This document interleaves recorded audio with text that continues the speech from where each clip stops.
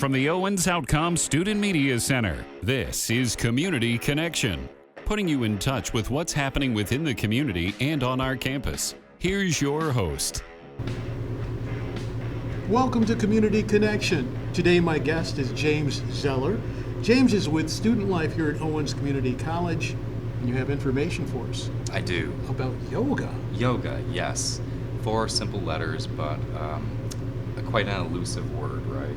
And so yoga, most of us think of stretching, up dog, down dog, sun salutations. I've heard a few of those. Mm-hmm. And yes and no. You know, it's a very Americanized form of yoga. So we do offer that, what we would call contemporary vinyasa or flow yoga, but we're also integrating other elements that we would call more of a yin or a cold yoga. And what are the benefits of that compared to what we might be used to? So the American style of yoga, the vinyasa, a lot of rapid movement, a lot of up, down, so it gets your heart rate going. It is really centralized on the musculoskeletal system, right? And so we're talking about flexibility, we're talking about balance, we're talking about strengthening. The yin yoga, by contrast, it's a lot more about yielding. It's a lot more about relaxing. And so longer poses for longer durations, right? Deeper and longer.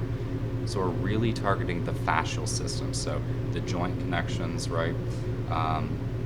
Especially around the hips, about 20% of body weight is fascia, and that's the most concentrated area of fascia. And so we see that people are very tight around the hips, and that just lends itself to posture.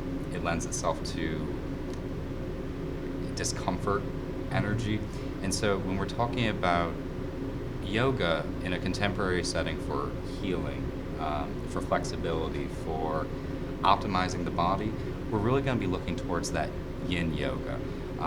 And so it's a little less showy.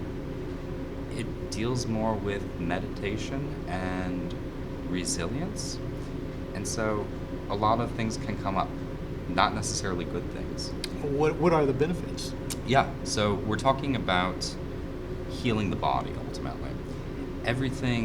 The body is very intelligent. The body has its own healing system, the stress response system.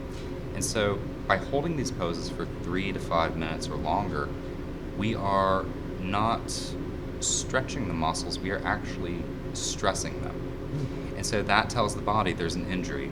We need to send fibroblasts that lay down collagen and elastin.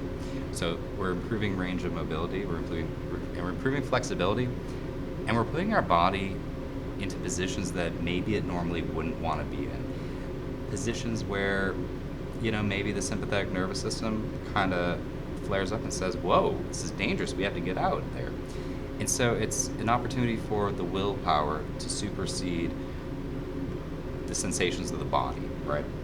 It's to discern between pain and discomfort. And this life, we're always running towards comfort or running away from discomfort. And so it has larger ontological practices, but the body remembers that discomfort. And so it's very closely linked to trauma. So there's a wonderful book called The Body Keeps the Score by Bessel van de Klok. And he's a therapist that later became a yogi because he realized that there's this intersection between the therapy and the somatic body work. And as more research comes out, we're seeing that the trauma, the pain, the muscle memories that are linked to feelings of insecurity or not belonging, it gets stored specifically in the fascial system. So, yes, the up dog, down dog, that vinyasa, strengthening yoga, very important for fitness. But if we're talking about something a little bit more close to resilience, neuroplasticity, and healing, it's the yin yoga. And so Tuesdays and Thursdays from 4 p.m. to 5 p.m. over here in CFPA room 105 near the Terhune Art Gallery, we're going to start yoga. And so that's the first week of classes.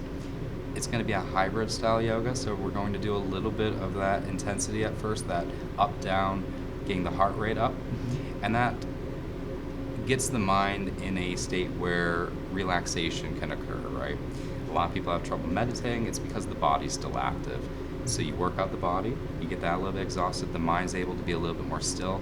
And that introspection is really important when we're doing that slow yin work, because we're not only working with the body, we're also processing the emotions, we're processing what's going on mentally, and it's a really interesting practice for just sifting through all the noise and engaging with what is.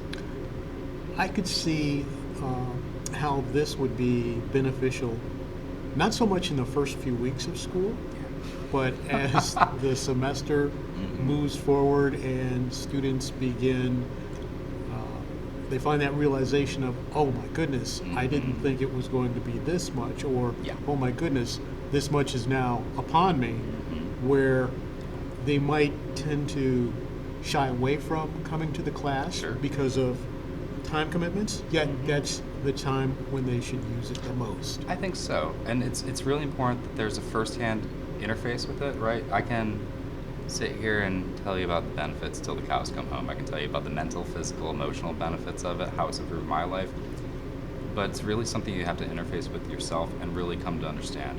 You're gonna get improved posture, you're gonna get improved well-being, you're gonna get more clarity, and it's just a better way to know yourself.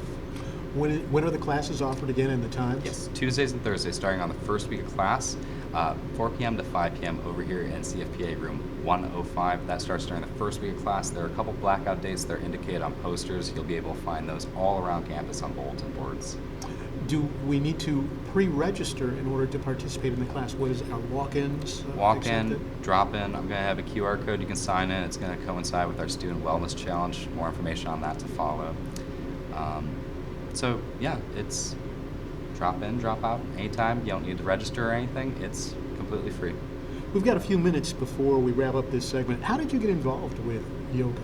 My bachelor's degree was in philosophy and religious studies. My master's degree is in Buddhist studies. So for 15 years or so, I've been kind of immersed in this world of meditation, body healing, just all that. And I kind of shied away from yoga. We thankfully received a grant from the state of Ohio for mental health. And so the state of Ohio is recognizing the intersection of body and mind and the benefit of yoga. And so I skeptically went into it, fully expecting that I was going to be taught some kind of Western appropriation of this yoga tradition that I've studied for, nearly 2 decades. But not the case. Not the case. I was remarkably surprised with how informed my trainers were and how nuanced they were, how forthright they were about, yes, what we're doing is an appropriation of this ancient tradition. Maybe it's gone a little far from the roots, but well, thank you. Thank you, James, for sharing all of that. You. And again, the dates and times, the day and times for the yoga sessions are? Tuesdays and Thursdays over here in CFPA room 105 near the Turner Art Gallery, 4 p.m. to 5 p.m. No registration needed, just drop in, come as you are. James Zeller has been our guest. Thank you so much for coming in. Rob. You've been listening to and watching Community Connection. My name is Rob Thomas. This has been Community Connection. If your group or organization would like to appear on Community Connection, message us from the Owens Community College Radio Facebook page. From the Owens Outcome Student Media Center, this has been Community Connection.